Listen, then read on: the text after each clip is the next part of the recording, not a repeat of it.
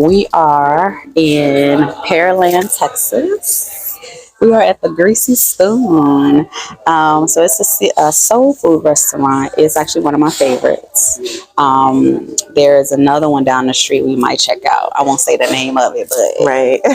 all right. So, Crystal, what you get? Yeah. So I got the catfish and shrimp with some candy yams. Kind of wanted something a little random today. Cornbread. So we'll see how that tastes. The Cajun and the sweet. The nice cornbread to soak it up. Yeah, girl, yes, absolutely. Yeah, and of course lemonade, to wash it all down. So we'll see how that works. So I got the seafood stack, and Girl. I don't know what's all on here. It looks amazing. I know there's like a catfish fillet. There's some shrimp. I got some lobster in here and some crab. So I go between vegan and pescatarian. I'm pescatarian on most days, but I thought this is amazing. It's probably more one of the expensive things on our menu. So, but it's a made to order, so you have to wait for it. And I got my cornbread. So I guess we're gonna get into it. All underneath here is like white rice. You can do white rice or dirty rice, but dirty rice is made with beef. So I got the white rice. And Looks good. Yeah, I'm excited. Good. I'm excited. Okay, so we get the first bite. Let's see. So this place is right off of 518 near 288 if you're interested. And I think I've been here a couple times a month for a while now. So looks nice and crispy. yeah, I like my catfish. Oh yeah, it's good. Well done. Mm-hmm. So wet catfish is not for me. No, ma'am. This is very, very good. See, I'm very prone to salt. Like I can taste it right away. Exactly. So this is on the salty side to me. But if you're not sensitive like me, it's perfect. I like my catfish spicy, so I'm using some Louisiana hot sauce. This shrimp is off the freaking train. It's good. Dang. Yeah, man, here I'm a piece of that tail. Oh, the yams are good. Oh, yeah, that's good. So we kind of casual today, doing our thing. So what's new, Crystal? What's going on? Just trying to reinvent myself. Trying to find what makes me happy. Facts. Yeah. So you've been transitioning since your I guess ordeal. Yeah. Before it was okay. I had to do this to make things work, and now it's more of okay. Well, what is it that I can do to make me happy? And I want to enjoy what I do for sure. Because of course, when you enjoy what you do, it's not a job per se. It's something that you wake up and you're like, okay, I can't wait to get out and meet Shay or do this or, travel or try this dish. So yeah, I agree. That's what I'm doing. So if you haven't seen our first video where we introduced ourselves, Crystal mentioned that she had a medical emergency in October, I think it was. October, yeah. That has greatly affected her life. But this girl, she moving though. She's never slow her down. I mean, you see her today, it's like, what ordeal? What emergency? Right. All my friends and family, they're like, you look like nothing's ever happened to Facts. you. But, when you see yourself every day, you're going to see the inconsistency. Tell them what happened. So in October, I was working and I was in the middle of my computer or in the middle of a training on my computer. And all of a sudden, the left side of my arm, it started going numb. And I was eating lunch while training and my jaw locked up. I was chewing and I couldn't chew anymore. And a week prior to that, let me go back, I had an earache. It was a horrible earache. So I kept taking, medication, whatever I needed to put in my ear. It went away. And then next thing you know, during my training, the right side of my face started drooping. Couldn't chew my food. My arm was going numb. And I said, oh my gosh, this is a stroke. Yeah. So I text my manager. I let him know, hey, I can't continue. I've got to go to the emergency room. And I call my friends. let them know what's going on with me. I'm such an independent woman. I drove myself to the ER, which Girl. I'm not going to do that anymore. But I was Black girl power for real. I'm tired of that. I'm not going to do that anymore. So, but my thinking on that was, well, if I call the ER or the ambulance, whatever, to come and get me, what if I fall out before they get to me because I'm on the 4th floor apartment? There's no way to get in. You would have to call me. So, time is of the essence when you're dealing with someone that has stroke symptoms. So I said, forget it. I'm going to drive myself right around the corner on the freeway. And I got there, and one of my good friends met me there. And she said when she walked in, she saw that my face was just like this. Yeah. And the ER doctor literally ran out and told me to do some exercises. He said, I need you to walk. I need you to look left to right, basically to determine if the entire side of my body was affected or if it was just my face. Right. And they ruled out stroke because it just affected my face. Your face. So that was scary for me. They were moving. Yeah, they were moving. Okay. I was able to scan left and right with my eyes, even though, at the time, this eye was completely open. It wouldn't shut. So during that process, it affected my vision. Mm-hmm. I couldn't see. I couldn't comprehend how to feed myself. I was very thankful for my friend. She stayed with me for 2 or 3 days straight. Fed me, made sure I took my medicine, because that was key. That's it. To get me to where I am today. And they said 6 to 8 months, but it's been 2 months. Girl. And let me tell you, so I'm a massage therapist, and I've been helping her with her face. And when I first saw her, I was taken aback. I'm not gonna lie. Yeah, because you would be yeah. And the first thing, and please don't take an offense. No, the first thing I thought about was Two-Face from the Joker, Mm-hmm. the Batman, because that's exactly how extreme it was. And I'm like, whoa.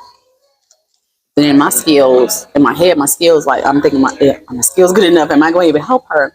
But I said, this is my girl. I gotta at least try, And we've been, I don't know how many massages you've had, but it's been a few, Mm-hmm. and you can see. With her exercises, with the massages, with being stress-free, which is important. That's the most important part. Right. She 8 months where, please? I know. Because, in the beginning, this side was completely shut. You couldn't see my teeth when I smiled. And now, you can see my teeth. You can't even tell anything happened to you. Yeah. My eye, still has a little bit of issues. It's watery. So throughout, you'll see me wiping my eye down or putting eye drops in. My tear ducts have to drain.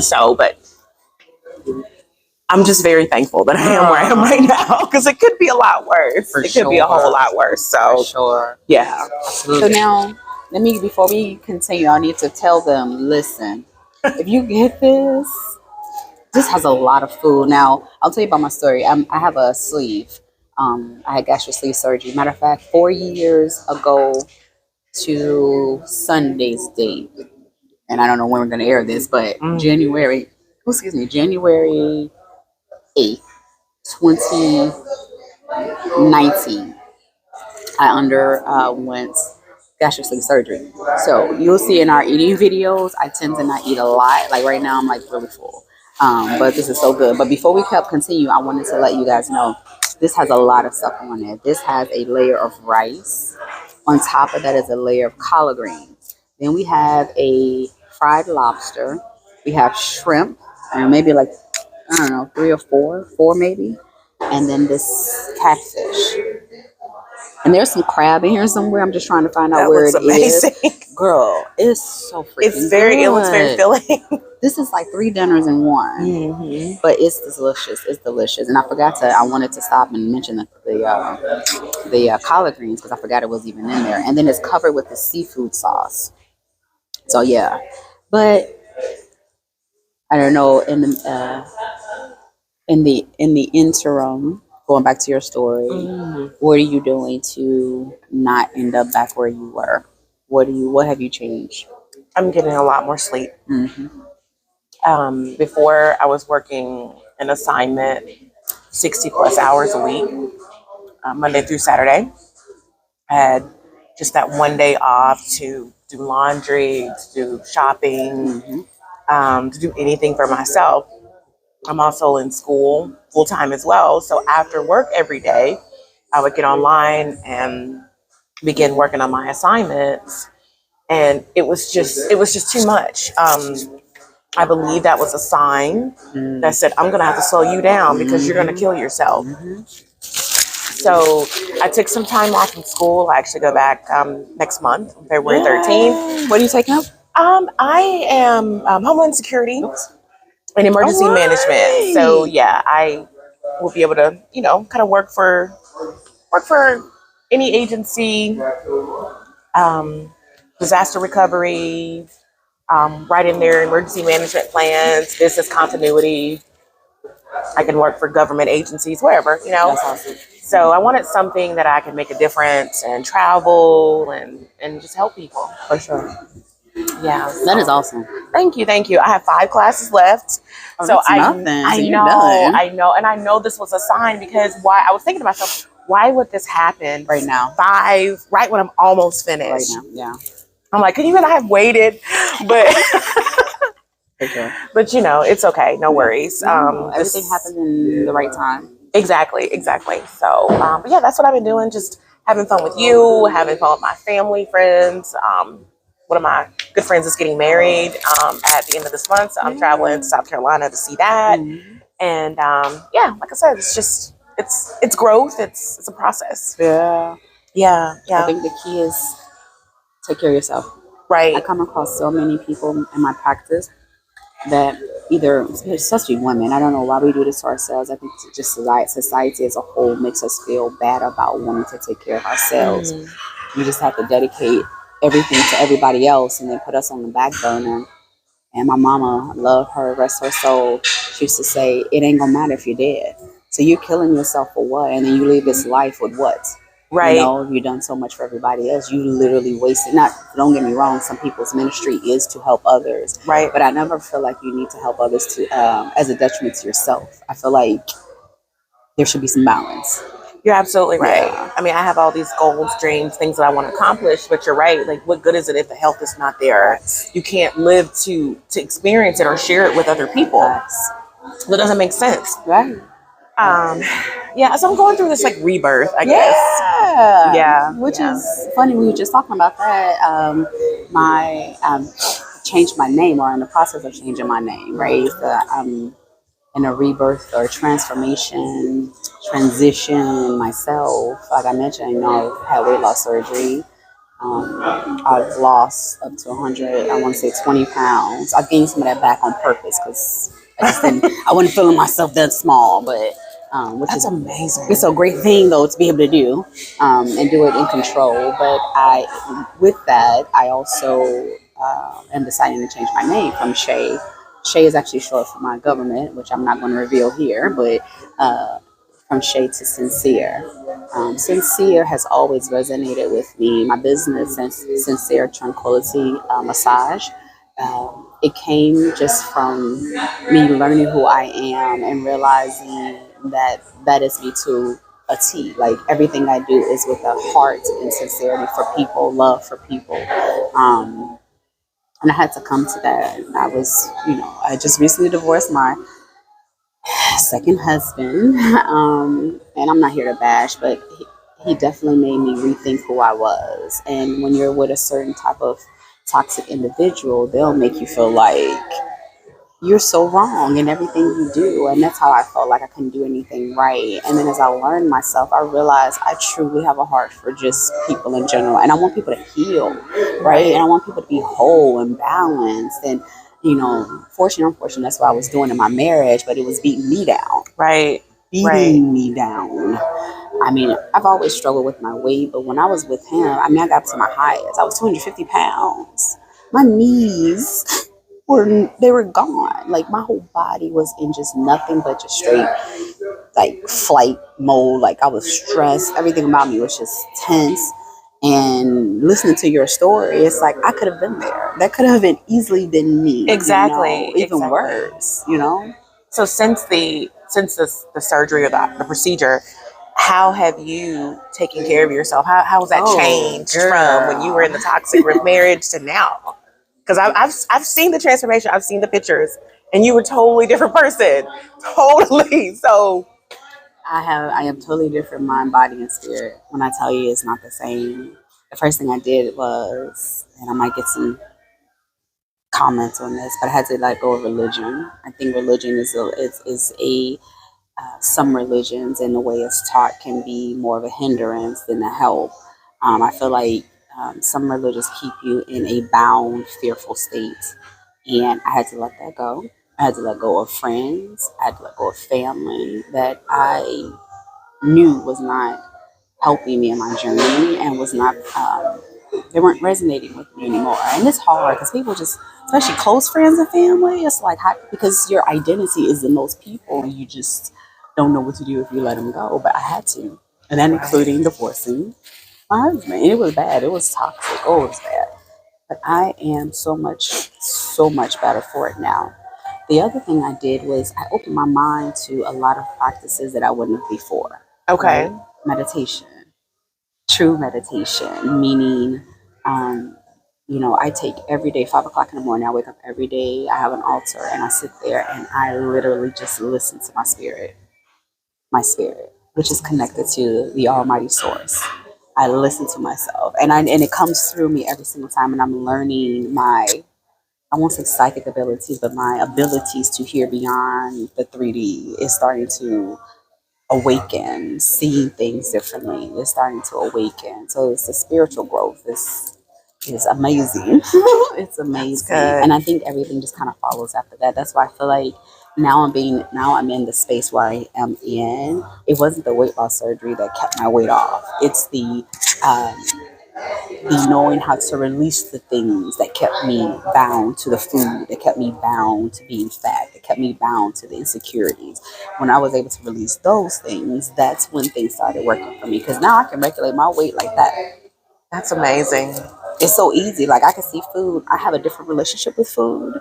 It's more. I can understand people that ate to live. No, live to eat to live. That's what it eat to live. Meaning they just eat to nourish themselves so their body can keep functioning. I didn't understand that. Now I do because I don't have to bind myself to the concept of this is my life. This is what's going to heal me on the inside. No, it's not. This takes care of my functioning body, but I know when I'm in a space like I'm not happy or something's triggered me, I know where to go for that.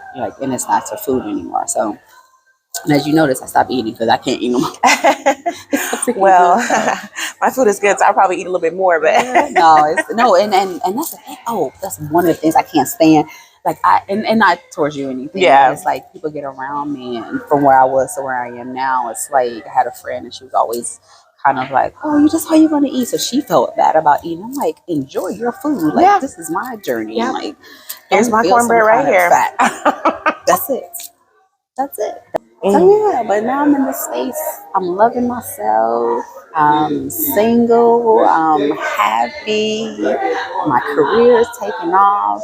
Things are good, and it's just me loving on me. Me loving on me, and trust me, them triggers come.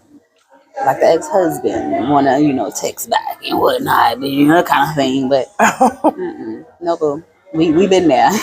Right, we right. been done there. Yes, we're gonna wrap this up. Yeah. This is an amazing meal. Oh my God. Again, we're at Greasy Spoon. Yep. We're in Pearland, Texas. Mm-hmm. 518 near 288. Now come on, get y'all soul food. It's Absolutely. good. They got chitlins on the menu. I mean, no disrespect, but I'm sure they're good because they wouldn't be on the menu if they weren't. And they're Cajuns, and they might be a little spicy, and you might not have to put no hot sauce on it. It might be good. But they have desserts. I was thinking about getting some cookies. It's like they got a cookie for every type of cake. They got a carrot cake cookie. They got a banana pudding cookie. Banana pudding. Dude, right. So it was great meeting with you and talking to you guys. Again, I'm Sincere. I'm Crystal. And remember to like, subscribe. Oh yes, share and comment. Definitely, especially if you've been here. Let us know your experiences with the food and some of your favorite dishes. We'd love to hear about that. Absolutely. See you guys in the next video. Thanks.